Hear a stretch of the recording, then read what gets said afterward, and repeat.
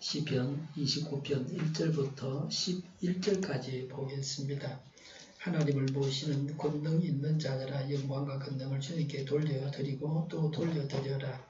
그 이름에 어울리는 영광을 주님께 돌려드려라. 거룩한 옷을 입고 주님 앞에 꿇어 엎드려라. 주님의 목소리가 물 위로 울려 퍼진다. 영광의 하나님이 우리의 소리로 말씀하신다. 주님께서 큰 물을 치신다.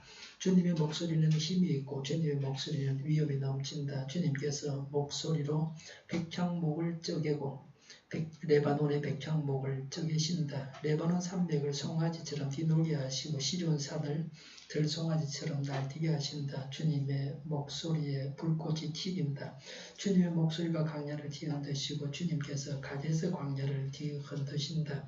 주님의 목소리가 암사슴을 놀래켜 낙태하게 하고 우거진 숲조차 벌거숭이로 만드시니 그분의 성전에 모인 사람들이 하나님을 영광하고 외치는구나.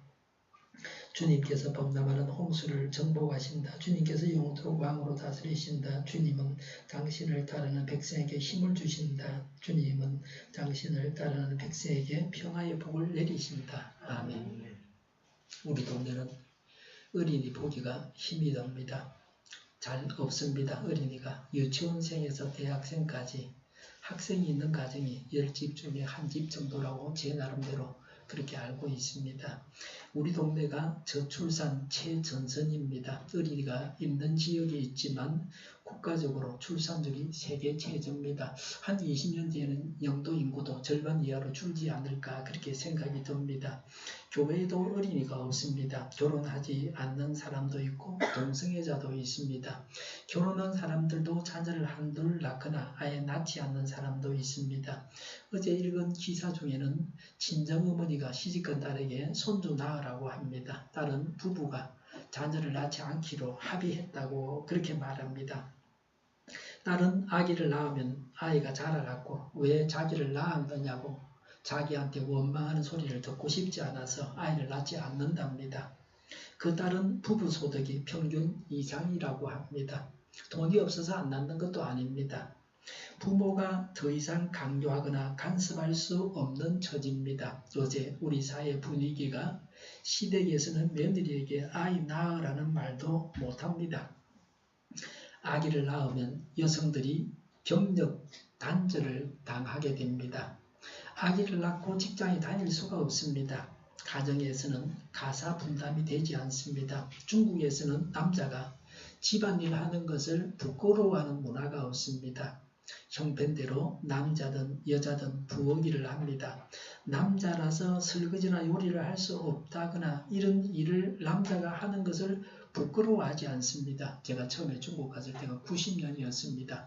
91년인가 그랬는데 그 당시에는 아주 가난했어요. 중국이 지금하고 다릅니다. 그 조그마한 아파트에 그 사람들이 외국인이 살던 아파트에 중국 사람들이 살면서 부엌이 집안에 있는 게 아니고 베란다 쪽에 복도 쪽에 나와 있어요. 그 남자가 막 거기서 부엌 일을 하는데 제가 숨어서 보고 있었어요. 근데 그 사람은 제가 쳐다보는 거에 대해서 신경을 쓰지를 않아요. 우리나라 같으면 뭐 경상도, 부산 같은 데서 남자가 부엌 일을 하면 숨어서 해야 되고 그러는데 저는 숨어서 그 사람이 일하는 걸 쳐다봤는데 그 사람은 뭐 떳떳하게 일하고 있어요. 남이 보는 데서 뭐 보는 거 신경 쓰지 않는다. 그 나라 문화가 그렇습니다. 사회적으로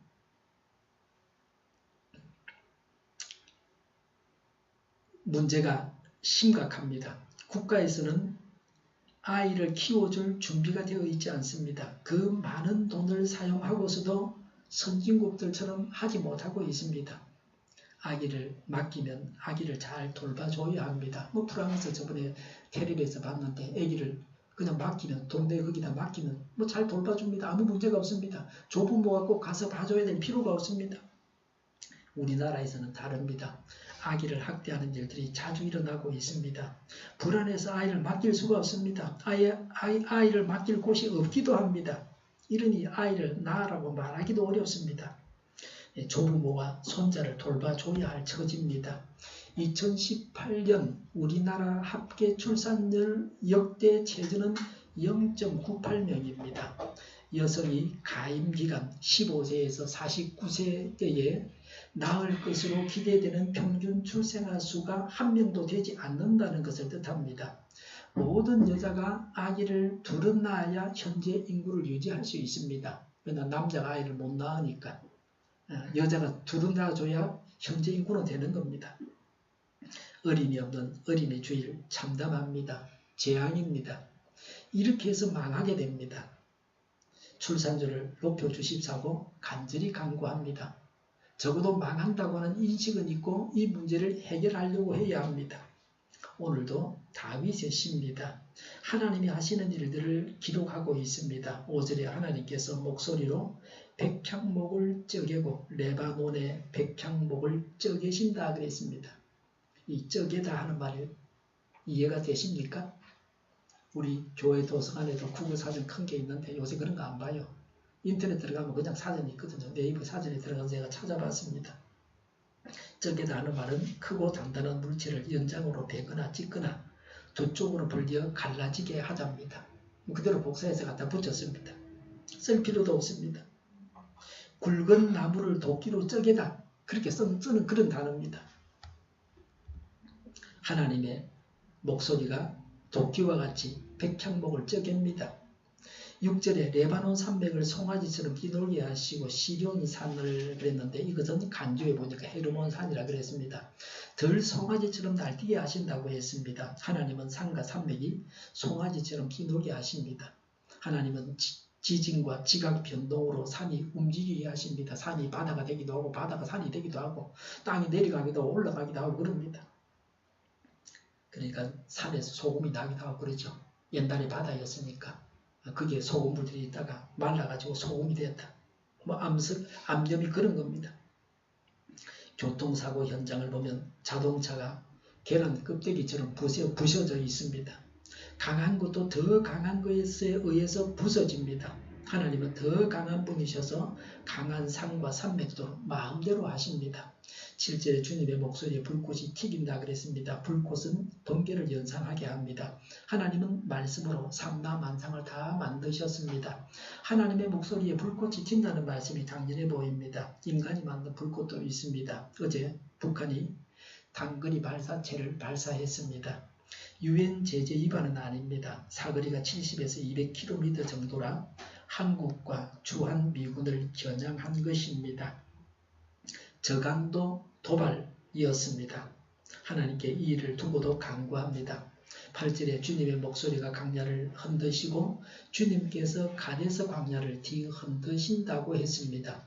하나님께서 광야를 뒤흔드십니다. 하나님께서 땅을 흔드셨습니다. 사람이 살지 않는 광야라 그래도 다행입니다. 포항 지진은 지열 발전으로 인한 인재였다고 합니다. 지진은 무서운 겁니다. 백두산 화산 폭발은 언젠가 있을 무서운 재앙이라고들 합니다. 한라산이기 때문에 언젠가 터진다. 900몇 년에 한번 터졌고 천년마다 터지는데 이제 터질 때가 됐다는 겁니다. 하나님께서 하시는 일은 이런 것입니다. 사람도 능력이 있지만 하나님의 능력에 비하면 사람은 아무것도 아닙니다. 모든 일들이 하나님의 때에 우리에게 유익하게 일어나기를 바랍니다. 재앙이 오히려 구원하시는 일이 되기를 바랍니다. 9절에 주님의 목소리가 암사슴을 놀래켜 낙태하게 하고 우거진 숲조차 벌거숭이로 만드시니 그랬습니다. 암사슴을 놀래켜 낙태하게 하고를 간주해 보니까 또는 단단한 상수리 나무들이 깃털리게 하시고 이렇게 했습니다. 하나님은 숲도 다 없앨 수 있는 분이십니다. 산불이 나면 나무들은 다 타고 맙니다. 산불은 무서운 것입니다. 우리나라는 전에는 산에 나무가 없었습니다. 민둥산이었습니다. 시골 사람들은 나무를 태워서 요리하고 난방을 했습니다. 그래서 산에 나무가 없었습니다. 지금은 시골에 가도 가스로 요리하고 난방하는 집들이 많이 있습니다. 가난한 시골 사람들이 산에서 나무를 주워서 떼기가 좋습니다. 나무가 많습니다. 북한에는 대체로 산에 나무가 없기 때문에 산불 걱정은 안 해도 됩니다. 경제가 나아지면서 산불이 문제가 됩니다. 녹화에 성공을 하고 나무 심기가 성공해서 우리나라 산에는 나무가 있는데 그래서 이제는 산불이 나는 것을 걱정해야 될 때가 되었습니다. 전에는 산불은 미국 같은 부자 나라에서 나는 것으로 알고 있었습니다. 지금은 우리나라에 산에 나무가 많고 베어서 쌓아놓은 나무들도 많이 있습니다. 요새 뭐 소나무 에이저 그래가지고 베어서 그 비닐로 덮어놓은 그런 뭐 나무들도 많이 있습니다. 얼마 전에 강원도 산불로 많은 피해가 있었습니다. 한전이 배상을 해주려고 하면 어려움이 있을 것입니다. 현재 한전 재정이 나쁩니다. 한전이 돈이 없어서 수리해야 할 것을 제때 안 해서 안전에 문제가 있을 수도 있다는 주장이 있습니다. 돈이 없으면 위험해집니다. 교체하고 수리할 것을 미루다가 사고가 나게 됩니다. 3절에 주님의 목소리가 물 위로 울려 퍼진다. 영광의 하나님이 우레소리로 말씀하신다. 주님께서 큰 물로 치신다 그랬습니다. 우레소리는 천둥소리를 말합니다. 하나님은 양을 치듯이 큰 물을 치십니다. 천둥소리와 물결도 하나님의 손안에 있고 하나님이 다스리십니다. 4절에 주님의 목소리는 힘이 있고 주님의 목소리는 위험이 넘친다 그랬습니다. 영웅의 목소리가 사람을 호령하지만 그러나 대자연처럼 하나님의 영광과 위엄을 알리지는 못합니다. 영웅의 목소리가 하나님의 목소리를 방해하기도 합니다. 철학자의 목소리가 사람을 가르치지만 하나님의 영광과 위엄을 나타내는 소리를 찾기가 힘듭니다. 설교자의 우렁찬 목소리는 하나님의 영광과 위엄을 알리는 것이어야 합니다. 사람은 하나님의 목소리 앞에서 머리 숙이며 하나님을 경배하는 지혜를 배워야 합니다. 10절에 주님께서 범람하는 홍수를 정복하신다. 주님께서 영원토록 왕으로 다스리신다. 하나님은 자연을 다스리십니다. 자연을 숭배하는 것은 하나님을 숭배하는 자에겐 절대 합당하지 않습니다. 자연을 다스리시는 하나님이십니다. 삼라만상이 하나님 안에 있습니다. 하나님의 통치는 영원합니다. 하나님의 통치에 대항할 수 있는 것은 없습니다. 영국 역사에서 카누트 대왕은 원래 덴마크 임금 스웨인 1세의 둘째 아들이었습니다.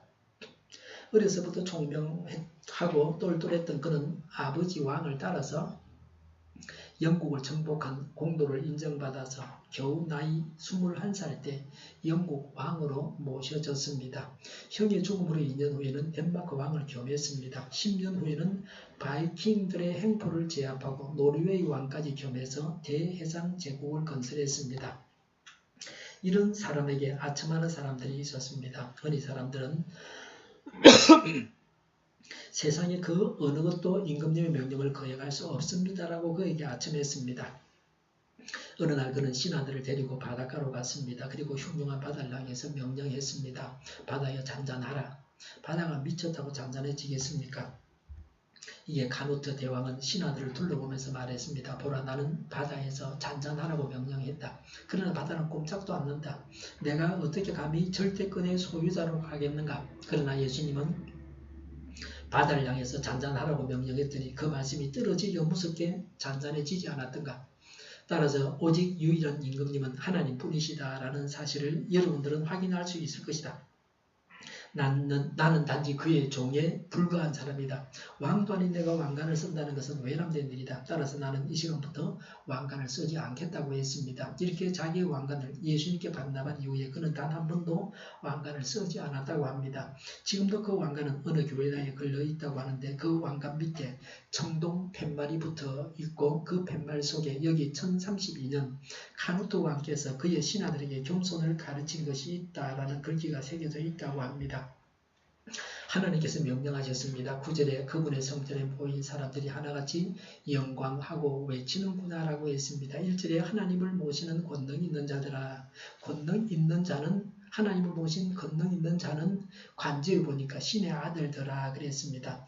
영광과 권능을 주님께 돌려드리고 또 돌려드리라 그랬습니다. 2절에 그 이름에 어울리는 영광을 주님께 돌려드리라고 했습니다. 하나님께 영광과 권능을 돌려드려라고 합니다. 하나님은 영광을 받으실 분이십니다. 하나님은 모든 힘의 근원이십니다. 인간의 육체적인 힘과 머리의 힘과 인격의 힘과 모든 힘의 근원이 하나님이십니다. 우리 인간에게 그런 힘을 주신 하나님이십니다. 하나님께 영광을 돌려야 합니다. 사람이 힘을 가지고 행한 모든 것을 두고서 그런 권능을 주신 하나님께서 행하신 것이라고 해야 합니다. 이렇게 하는 것이 마땅합니다. 1절에 보니까 돌려드리고 또 돌려드리라 그랬습니다.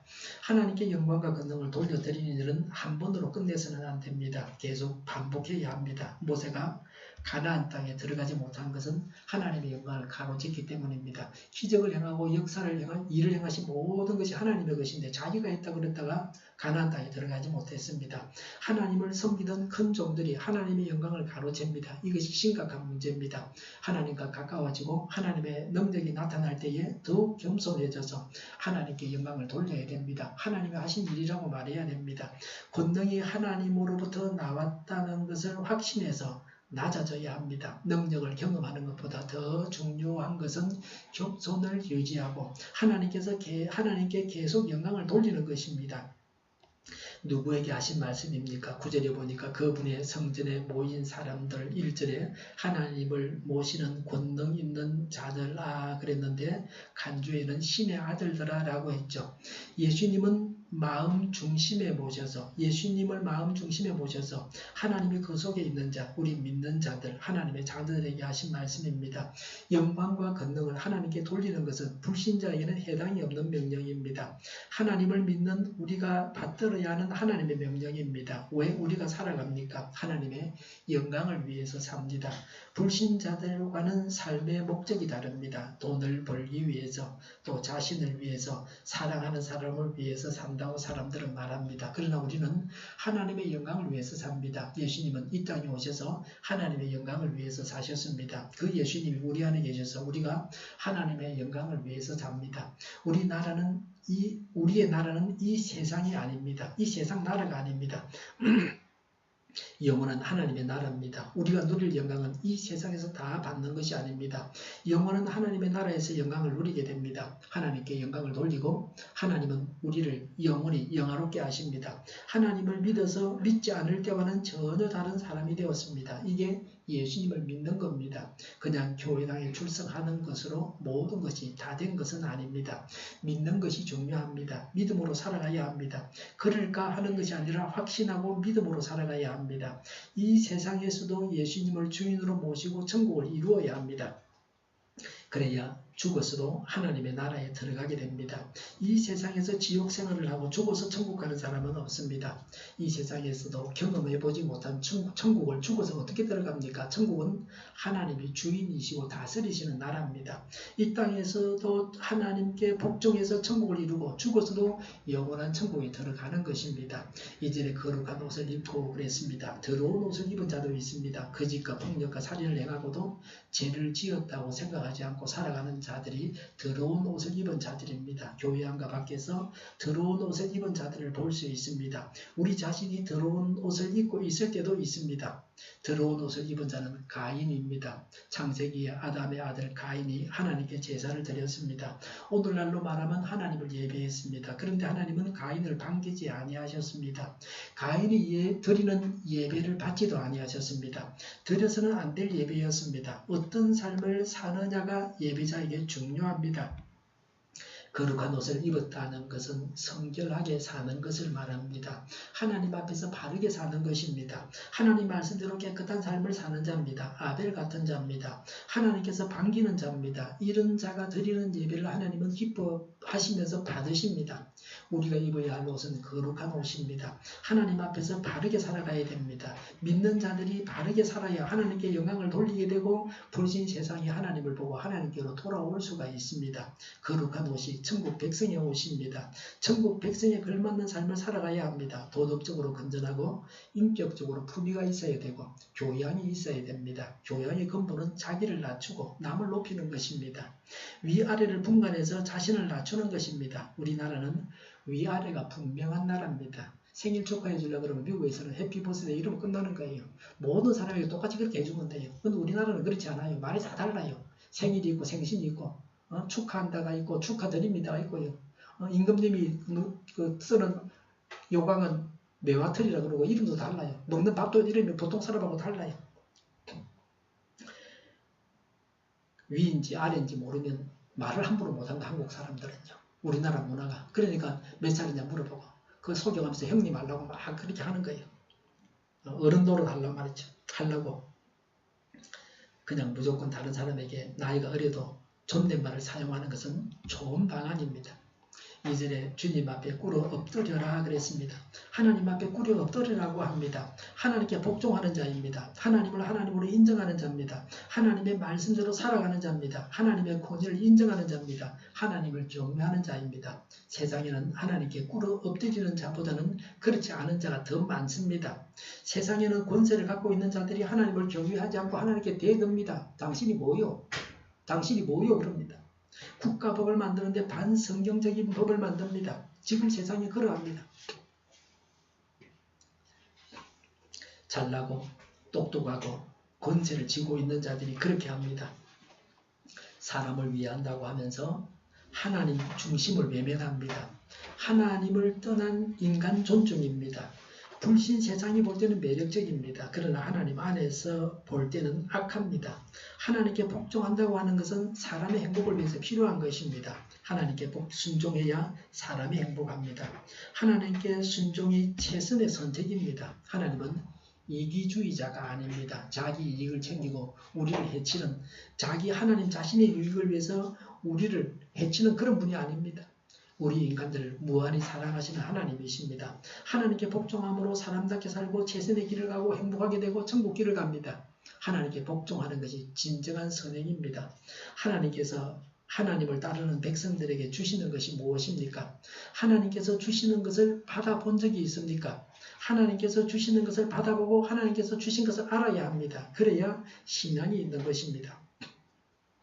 단지 이론이 아니고 살아있는 신앙입니다. 하나님께서 우리에게 아무것도 주실 수 없다면 그런 신앙은 구름 잡는 것입니다. 실제적인 신앙이 아닙니다. 하나님과 원만한 관계를 맺고 하나님께서 주시는 것을 받아서 누려야 됩니다. 사람은 늘 하나님께서 주시는 것이 필요합니다. 하나님은 완전하고 무한하신 분이십니다.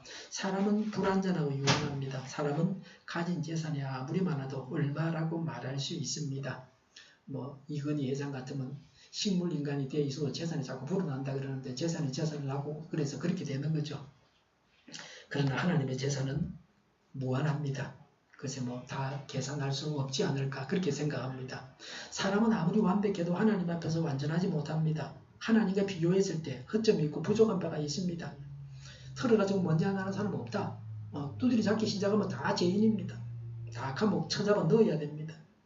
사람이 하나님으로부터 무언가를 받는다는 데에 대해서 자존심 상해할 필요가 없습니다. 하나님을 모르는 자들은 하나님으로부터 뭘 받는 것을 자존심 상해할 수 있습니다. 하나님을 하나님으로 인정하지 않기 때문입니다. 교만하기 때문입니다. 그래서 여기서는 하나님을 따르는 백성에게 주시는 것이라고 했습니다. 어떤 사람도 다 하나님 안에 있습니다. 죽고 사는 것이 하나님 손에 달려 있습니다. 11절에 주님은 당신을 따르는 백성에게 힘을 주신다고 했습니다. 하나님은 하나님의 백성에게 힘을 주십니다. 우리가 하나님을 따르고 하나님의 백성이기 때문에 하나님은 우리에게 힘을 주십니다. 하나님께서 주신 힘으로 한 주간을 살아오셨습니까? 하나님께서 힘을 주셨습니까? 잘 모르겠습니까? 하나님께서 어떤 힘을 언제 주시기를 바라십니까? 하나님께서 힘을 주셔서 감당하게 하십니다.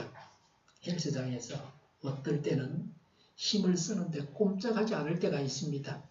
제가 늘 하던 무게보다 훨씬 많이 걸려 있을 때는 제 힘으로는 움직여지지가 않습니다.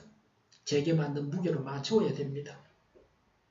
매주 토요일마다 설교 준비를 합니다. 주일에 어떤 설교를 할 것인가, 과연 설교를 할 수 있을까 늘 염려합니다. 그러나 매주 하나님은 전할 말씀을 주십니다. 감당하게 하십니다. 성경을 주시하고 성령 하나님께서 하시는 말씀에 귀를 기울입니다. 그리고 세상이 돌아가는 것을 주시합니다. 그래서 바른 것을 분별하려고 합니다. 성경을 알고 세상을 알아야 하나님 말씀을 전할 수 있습니다. 지난 주간 목요일에는 이 건물에 소방 감지기 공사를 했습니다. 요새 소방서에서 다니면서 이런 감지기가 제대로 작동하는지 전부 테스트 합니다. 옛날에는 그렇게 안 했어요. 이번에는 세 사람이 왔어요. 한 5년 만에 왔는데 그래서 전부 다 뒤지면서 하는데요. 2층은 안 했어요. 2층은 했으면 괜찮은데 우리는 손을 안 댔으니까 그대로 지을 때부터 그대로 있으니까 아무 문제가 없어요. 2층이 걸렸어요. 그래 공사를 하게 되는데요.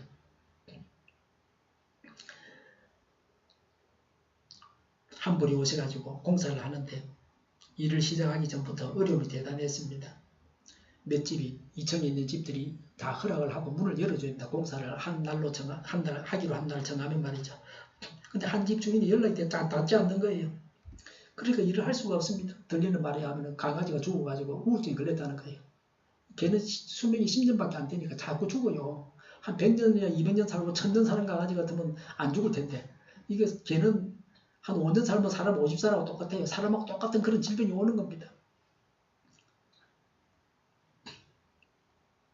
하나님의 지혜와 노력과 인내가 필요했습니다. 그래서 연락이 닿아서 공사를 했는데요. 다른 사람이 소방감지기 공사하는 것을 제가 지켜본 적도 있습니다. 그런데 이번에 일하시는 분은 매우 준비가 잘 되어 있었습니다. 나사를 풀죠. 이 천장을 뜯어서 천장에 들어가서 봐야 되니까 나사를 풀면요. 그분 그 드릴에 그 자석이 붙어 있어갖고 나사가 딱 붙어요. 그 허리춤에도 그 나사 붙이는 곳이 있어요. 자석을 붙여놔가지고. 저도 이제 그렇게 이제 만들라 그래요. 그러니까 공구를 찾으러 갈 필요가 없습니다. 벨트에는 모든 공구가 다 걸려 있습니다. 어떤 사람은 일하다가 뭐 찾으러 가고 그러다 일을 제대로 하지도 못해요. 근데 이분은 휴대폰을 어디에 뒀는지 모를 때가 있었습니다. 전화를 걸어갖고 벨 소리를 나게 해서 찾곤 했습니다. 일을 하다가 폰으로 후라시를 켜고 천정 위에 두고서 다른 곳에 가서 일을 하다가 어디 뒀는가 모르는 겁니다. 전기 일을 하는 분이라 선을 어떻게 연결해야 하는지를 잘 알고 있었습니다. 시간이 나면 인터넷으로 연결 기술을 제가 좀 배워보고 부업으로 좀 했으면 좋겠다 그런 생각도 듭니다. 요새 그 소방은 전기보다도 안전하면서도 수입은 굉장히 높습니다. 그런 기술의 힘을 갖고 있어서 그런 일을 하고 돈을 벌 수 있습니다. 기술이 없으면 할 수 없는 일입니다. 하나님께서 우리 모두에게 필요한 힘을 주시기 바랍니다. 오늘 이 말씀을 부여잡고 간구하고 한 주간 동안 하나님의 힘으로 승리하며 살아가시기 바랍니다. 세상에 쉬운 일이 없습니다. 특히 뭐 돈을 많이 버는 일, 중요한 일일수록 더 어렵다고 볼 수 있습니다. 이런 작은 교회 목사하기도 쉬운 일이 아닌데 나라 대통령 하기는 얼마나 힘들겠습니까? 머리가 해지고 뭐 휘어지고 하는 것도 당연한 겁니다. 어쩔 수 없다. 그래도 이겨내야 되지. 못해먹겠다고 안 하면 어떻게 할 겁니까? 하나님께 힘을 구하고 하나님의 힘으로 감당해야 합니다. 12절에 주님은 당신을 따르는 백성에게 평화의 복을 내리신다고 했습니다. 이 평화의 복은 평화는 샬롬입니다. 샬롬의 복을 말합니다. 샬롬은 만사 형통이다. 이렇게 번역하는 게 제일 정확합니다. 사람에게 종합적인 복이 필요합니다.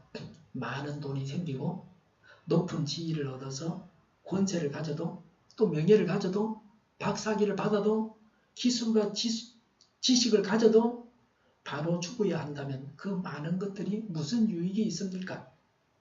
만사 형통이 중요한 겁니다. 부활하신 예수님께서 제자들에게 빌어준 복도 샬롬의 복입니다.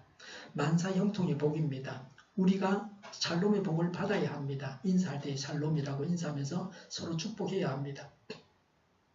샬롬은 평화라고 번역하지만 그 뜻은 만사 형통입니다. 보통 모르는 사람에게 인사할 때 유대인들은 샬롬 그래요.